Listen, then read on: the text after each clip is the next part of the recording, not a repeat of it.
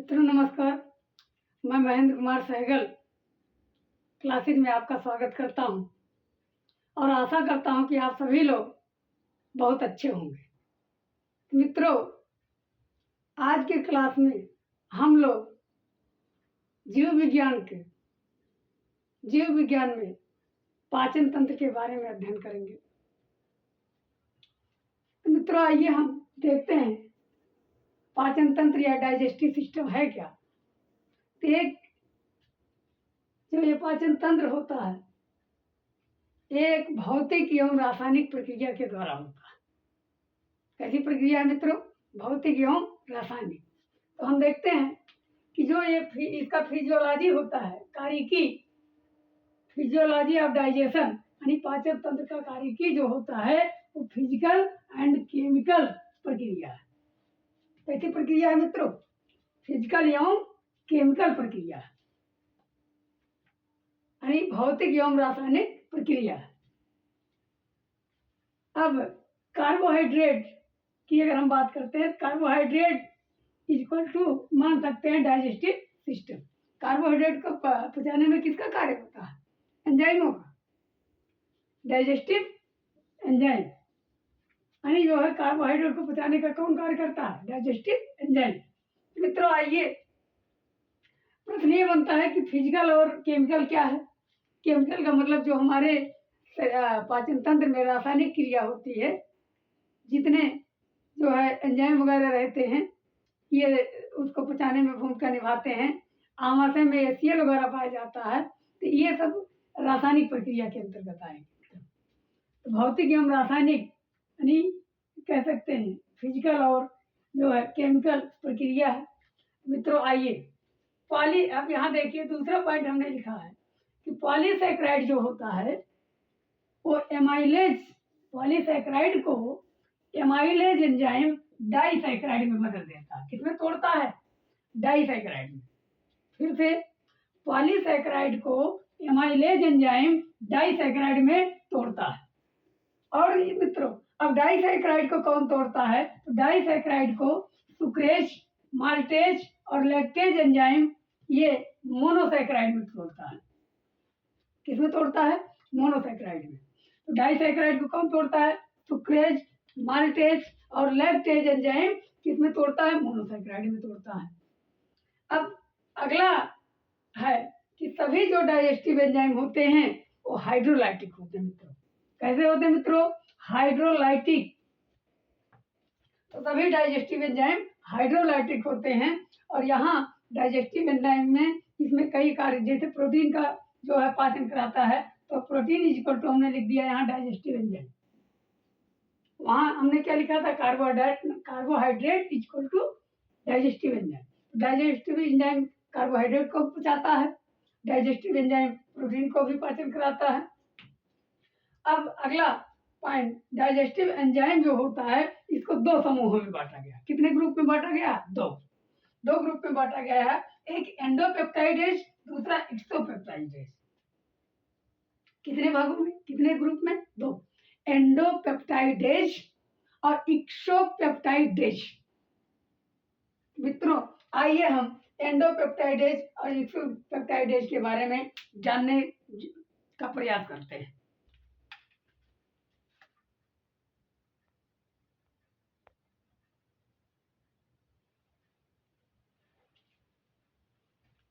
मित्रों आइए हम एंडोपेप्टाइडेज के बारे में जानते हैं। एंडोपेप्टाइडेज जो होता है मित्रों, ये पता चला, एंडो का मतलब होता है आंतरिक, एक्सो का मतलब होता है बाहरी। एंडोपेप्टाइडेज एंजाइम जो होता है इसे हम प्रोटियोलाइटिक एंजाइम कहते हैं। कौन एंजाइम मित्रों? Proteolytic enzyme. इसे हम एंडोपेप्टाइडेज एंजाइम को प्रोटियोलाइटिक एंजाइम कहते हैं। और इस ग्रुप को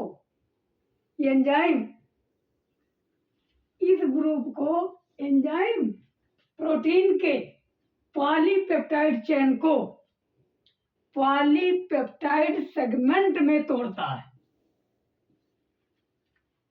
तो इतना समझ में आया मित्रों? इस ग्रुप को जो एंजाइम होते हैं वो प्रोटीन के पॉलीपेप्टाइड जो चेन होता है उसको पॉलीपेप्टाइड सेगमेंट में तोड़ता है। जैसे एग्जांपल के लिए बात करते हैं, इसमें इरेप्सिन एंजाइम आता है। एक तो हमने एक ट्रिक लिखा है, ई से एरेप्सिन एंजाइम और के से कीमोट्रिप्सिन एंजाइम और टी ए से ता से ट्रिप्सिन एंजाइम। ये जो है एंजाइम ऐसे हैं, ये एंजाइम क्या काम करते हैं कि प्रोटीन को, जो प्रोटीन होता है, प्रोटीन के जो पॉलीपेप्टाइड चेन होते हैं उसको पॉलीपेप्टाइड सेगमेंट में बदल देता है।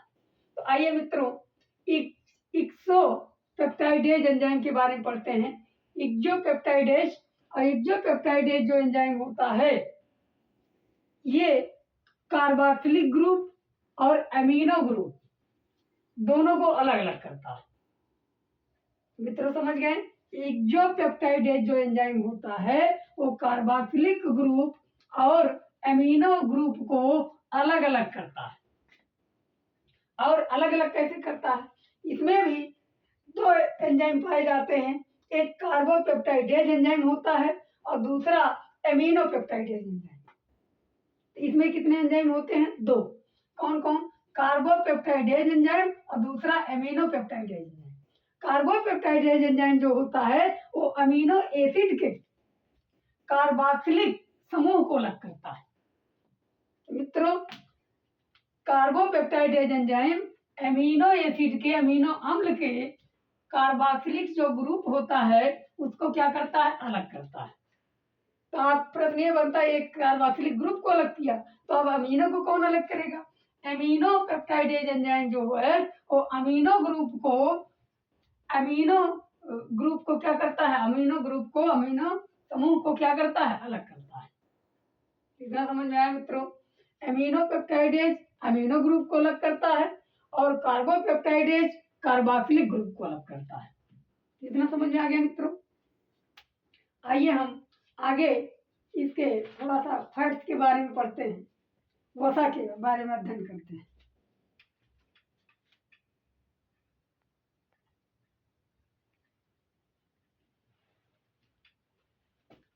मित्रों आइए हम वसा के बारे में पढ़ते हैं।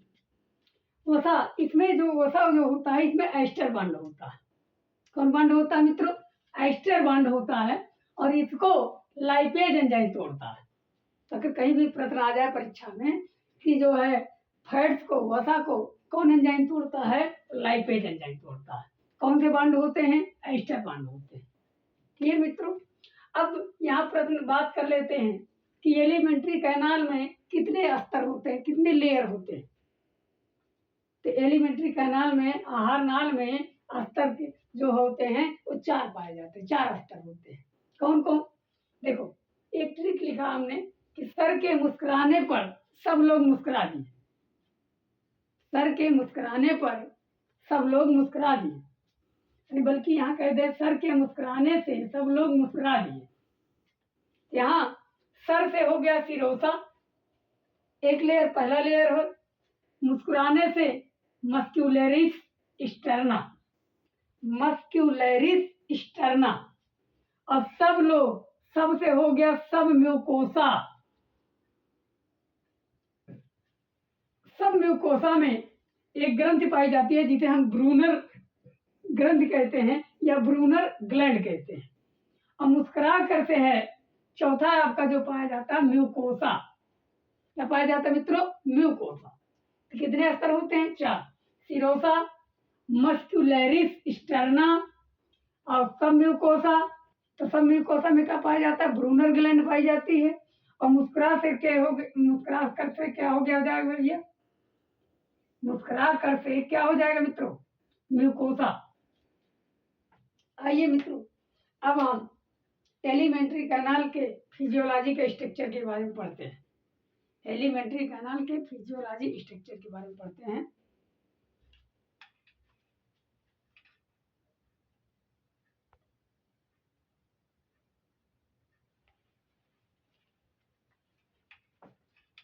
तो मित्रों आइए हम structure of physiology of alimentary canal के बारे में पढ़ते हैं, अर्थात आहार नाल के कार्य की संरचना की अध्ययन करते हैं।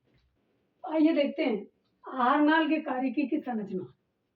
अब कार्यकी की संरचना कैसे कार्य करता है ये चीज, फिजियोलॉजी इसकी क्या है। माउथ देखिए, माउथ जो होता है वो एंटीरियर ऑफ एलिमेंट्री कैनाल, यानी एलिमेंट्री कैनाल का माउथ जो है सबसे आगे वाला भाग होता है और यहीं से प्रारंभ होता है एलिमेंट्री कैनाल। माउथ जो है कहाँ खुलता है, बक्कल कैविटी में खुलता है। माउथ कहाँ खुलता है मित्रों, बक्कल कैविटी में खुलता है।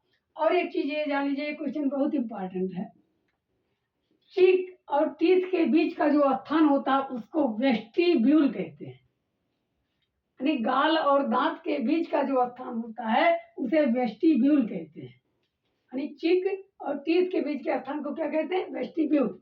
और एक चीज जानिए, अब यहाँ वर्जिन कैसे होती है, उत्पत्ति कैसे हुई है, तो बक्कल कैविटी और बक्कोफेरिंक्स कैविटी, बक्कल कैविटी बक्कोफेरिंक्स कैविटी की जो उत्पत्ति होती है वो एक्टोडर्मल होती है। किससे होती है मित्रों, एक्टोडर्मल। यहाँ समझ गए, बक्कल कैविटी बक्कोफेरिंक्स कैविटी की उत्पत्ति कहाँ से हुई है, वर्जिन कहाँ से हुई है, एक्टोडर्मल सेल से। आइए,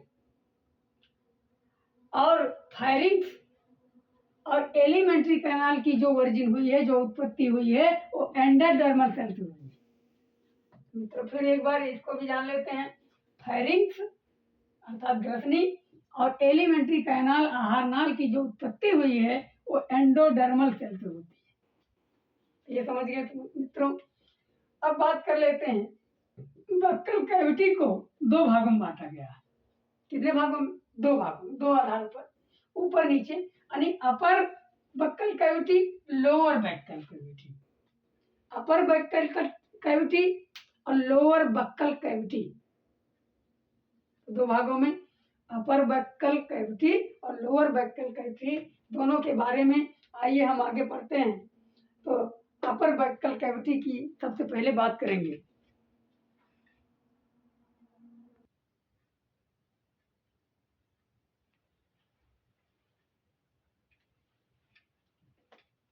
आइए मित्रों, तो हम अपर बक्कल कैविटी के बारे में अध्ययन करते हैं।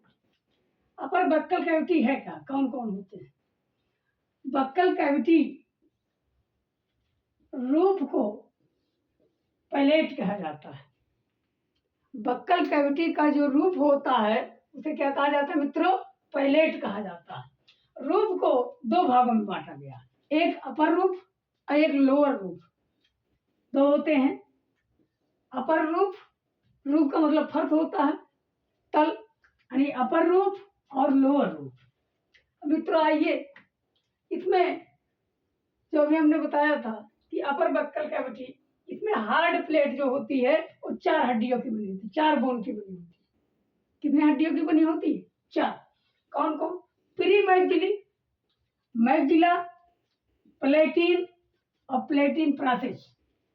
क्या क्या होते हैं मित्रों, प्री मैग्जिली कितने हड्डी की बनी होती है, hard plate, upper buccal cavity, pre maxillary, maxilla, palatine, palatine process. मित्रों आइए, प्लेटिन प्रोसेस जो होती है वो फोल्डेड होकर के प्लेटिन रूजी बनाती है। प्लेटिन प्रोसेस जो है वो फोल्ड होती है और वही प्लेटिन रूजी बनाती है, अर्थात जिसे हम प्लेटिन रूजी कहा जाता है। और प्लेटिन रूजी जो होता है ये मांसाहारी जंतुओं में ज्यादा विकसित होता है। किसमें ज्यादा विकसित होता है मित्रों, मांसाहारी जंतुओं में ज्यादा विकसित होता है, और जिसे शिकार पकड़ने में मदद करता है, जिससे शिकार को पकड़ने में क्या होता है, मदद होता है, मदद करता है। कितना समझ में आ गया। प्लेटिन जो रूजी है वो किसमें विकसित होता है, मांसाहारी जंतुओं में ज्यादा विकसित होता है, और इसलिए वो जो है, जो जानवर होते हैं, शिकारी जानवर होते हैं, शिकार पकड़ने में क्या करता है, मदद करता है। जैसे कह दिया जाए लायन, या कह दिया जाए टाइगर, ये सब जो है जितने हैं, इसमें जो है ये प्लेटिन रूजी जो है ज्यादा विकसित होने के कारण ये शिकारों को पकड़ने में इनके लिए आसानी होती है। आइए मित्रों, तो पोस्टीरियर पैलेट जो होती है वो सॉफ्ट कनेक्टिव टिश्यू की बनी होती है। किसकी बनी होती है? पोस्टीरियर पैलेट जो होती है मित्रों, ये किसकी बनी होती है? सॉफ्ट कनेक्टिव टिश्यू यानी संयोजी ऊतक, मुलायम संयोजी ऊतक की बनी होती है, अर्थात कह सकते हैं सॉफ्ट कनेक्टिव टिश्यू की बनी होती है पोस्टीरियर प्लेट, जिसे हमने अभी रूफ की बात की थी, तो वहाँ एंटीरियर रूफ या प्लेट कह सकते हैं, प्लेटिन, और जो पोस्टीरियर प्लेट, तो posterior plate soft connective tissue की बनी होती है। और अगर पूछ ले टॉन्सिल्स का वर्जिन क्या होता है? टॉन्सिल्स का वर्जिन जो मित्र होता है वो होता है लेयर। इसकी वर्जिन जो है, जो उत्पत्ति होती है वो लेयर से बनी होती है। किससे बनी होती है मित्रों? लेयर से। अब हम अध्ययन करेंगे, जानेंगे लोअर बक्कल कैविटी के बारे में। ये तो आपने अपर बक्कल कैविटी के बारे में जाना, अब किसके बारे में जानना है? लोअर बक्कल कैविटी के बारे में हमको जानना है।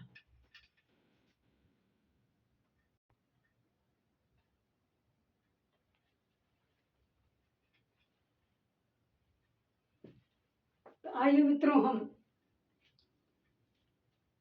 बक्कल कैविटी के लोअर पार्ट को पढ़ते हैं, लोअर पार्ट को जानते हैं। देखिए, लोअर पार्ट में आता है टंगू अर्थात जीभ। टंगू के बेस को हम फ्रीन्यूलम कहते हैं। क्या कहते हैं मित्रों? इसको हिंदी में मैं लिख देता हूँ, फ्रीन्यूलम। क्या कहते हैं? फ्रीन्यूलम कहते हैं। बेस पार्ट को, जो आधार होता है, उसको हम क्या कहते हैं? फ्रीन्यूलम कहते हैं मित्रों। और एक चीज जान लीजिए, टांग्यू के फ्री पोर्शन, जो स्वतंत्र भाग होता है, उसको लांग्यू कहते हैं। टांग्यू के जो स्वतंत्र भाग होता है, जो आपका जीभ इधर उधर चलता है, उस भाग को, स्वतंत्र भाग को हम कहते हैं लांग्यू। और टांग्यू पर टेस्ट पैपुली पाई जाती हैं, और ये टेस्ट पैपुली जो है टांग्यू पर, जीभ पर जो है टेस्ट पैपुली पाई जाती है, उनकी संख्या 4 होती है। कितनी टेस्ट पैपुली पाई जाती हैं? 4। कौन कौन मित्रों? फंजीफार्म, हमने सूत्र लिख दिया है कि फंजाई फोल्ड सर को फिल कर दिया। फंजाई ने फोल्ड सर को फिल कर दिया, तो फंजाई से फंजीफार्म हो गया टेस्ट पैपुली, फोल्ड से फोलिएट टेस्ट पैपुली, सर से सैक्रम म्यूलेट टेस्ट पैपुली, और फिल से फिलीफार्म टेस्ट पैपुली। फिर से एक बार जान लेते हैं कितने टेस्ट पैपुली होते हैं। संवेदी इसमें टेस्ट जो होते हैं वो कौन कौन होते हैं मित्रों? फंजीफार्म टेस्ट पैपुली, फोलिएट, फोल्ड से फोलिएट टेस्ट पैपुली, और सर से सैक्रम म्यूलेट टेस्ट पैपुली, और फिल से फिलीफार्म टेस्ट पैपुली। मित्रों, इस टेस्ट पैपुली में जो है टेस्ट बड भी पाई जाती है। देखिए, सभी टेस्ट पैपुली में टेस्ट बड पाई जाती है। क्या पाई जाती है मित्रों? टेस्ट बड पाई जाती है, लेकिन फिलीफार्म ऐसा टेस्ट पैपुली है जिसमें टेस्ट बड नहीं पाया जाता। क्वेश्चन बहुत बार पूछा भी गया है कि अगर पूछा जाए सभी टेस्ट पैपुली में टेस्ट बड पाई जाती है, लेकिन किस टेस्ट पैपुली में नहीं पाई जाती है? फिलीफार्म टेस्ट पैपुली में टेस्ट बड नहीं पाई जाती है। आइए मित्रों, अगला जीभ या टांग्यू का जो अगला भाग है वो किसका स्वाद देता है? सीट का। एंटीरियर पार्ट किसका देता है स्वाद? मीठे का, सीट का। और किसका? स्लेट का। स्लेट का मतलब ये उदासीन टाइप के, जैसे जल वगैरह हो गया, इन सब का, पानी वगैरह का जो है आगे वाला भाग जो है ये टेस्ट करता है। जीभ के आगे वाले भाग से क्या होता है? सीट और स्लेट होता है। पोस्टीरियर जो पश्च भाग होता है वो आपका जो स्वाद देता है वो कड़वा का स्वाद देता है। तो अगर पूछा जाए टांग्यू का पीछे वाला पोस्टीरियर पार्ट कौन सा टेस्ट देता है, तो कड़वा टेस्ट देता है, कड़वा जो है स्वाद देता है। और साइड पार्ट जो होता है वो खट्टा का स्वाद होता है। किसका स्वाद मित्रों? खट्टा का। साइड पार्ट किसका होता है? खट्टे का स्वाद देता है। तो आइए मित्रों, अब हम सलाइवरी ग्लैंड के बारे में पढ़ते हैं।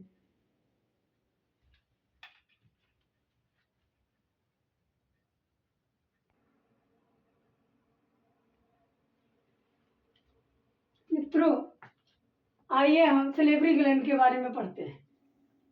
सलेवरी ग्लैंड, रैबिट में 4 पेयर सलेवरी ग्लैंड पाई जाती है। कितने पेयर? 4 जोड़ी। रैबिट में, खरगोश में 4 जोड़ी लाल ग्रंथियां पाई जाती हैं, और हम लोगों में, मानव में 3 पेयर जो है सलेवरी ग्लैंड पाई जाती हैं, यानी 3 जोड़ी लाल ग्रंथियां पाई जाती हैं। फ्रॉग और बर्ड में सलेवरी ग्लैंड एब्सेंट होता है, यानी फ्रॉग और बर्ड में, यानी मेढक और पक्षियों में ये सलेवरी ग्लैंड क्या होता है? एब्सेंट होता है। सलेवरी ग्लैंड जो होती है उसका कंट्रोल ऑटोनॉमस नर्वस सिस्टम करता है, यानी स्वायत्त तंत्रिका तंत्र करता है। सलेवरी ग्लैंड का कंट्रोल कौन करता है मित्रों? तो ऑटोनॉमस नर्वस सिस्टम या स्वायत्त तंत्रिका तंत्र करता है। और यहाँ पर अगर देखा जाए कि कितने लार ग्रंथियां हैं, तो लार ग्रंथियों की जो संख्या है यहाँ 4 है। एक है सबलिंगुअल, इंफ्रा ऑर्बिटल, पैरोटिड और सबमैक्सिलरी। तो 4 होते हैं। कौन कौन मित्रों? Sublingual, infra orbital, parotid, submaxillary. और अगर कुछ न याद रहे तो आप कह सकते हैं कि सभी सालियां आईपीएस हैं।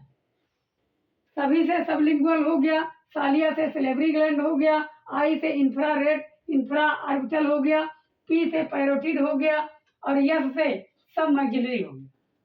आइए मित्रों, तो पहले आप सलेवरी ग्लैंड के बारे में पढ़ते हैं। लार ग्रंथि का स्थान कहाँ कहाँ?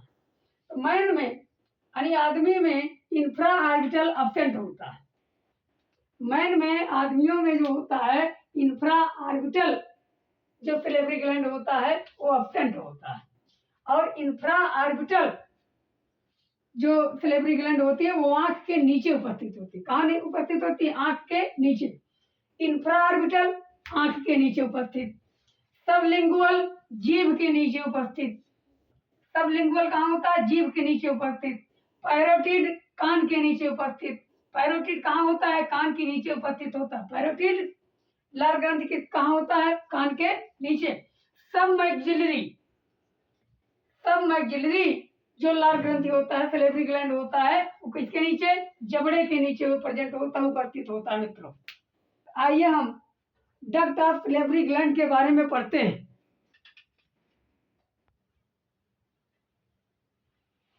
मित्रों,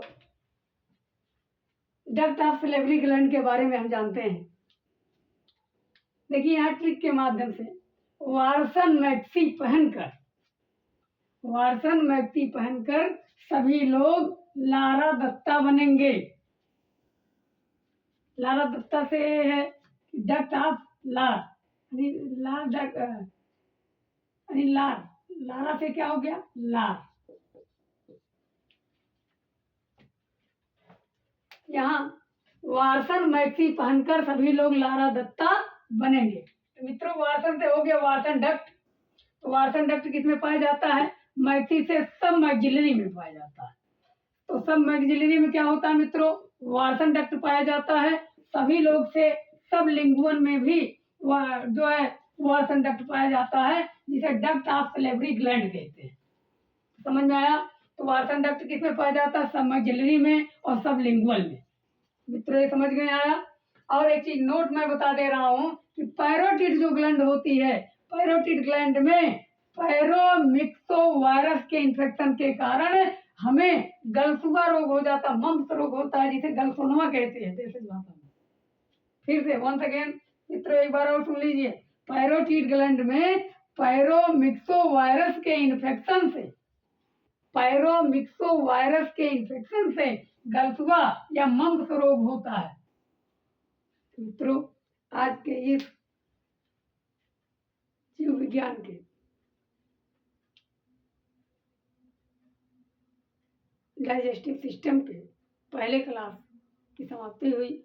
मित्रों, सभी लोगों को पुनः नमस्कार, धन्यवाद। मित्रों, अगर आपको ये वीडियो पसंद आएगा तो कृपया लाइक एवं सब्सक्राइब कर देना।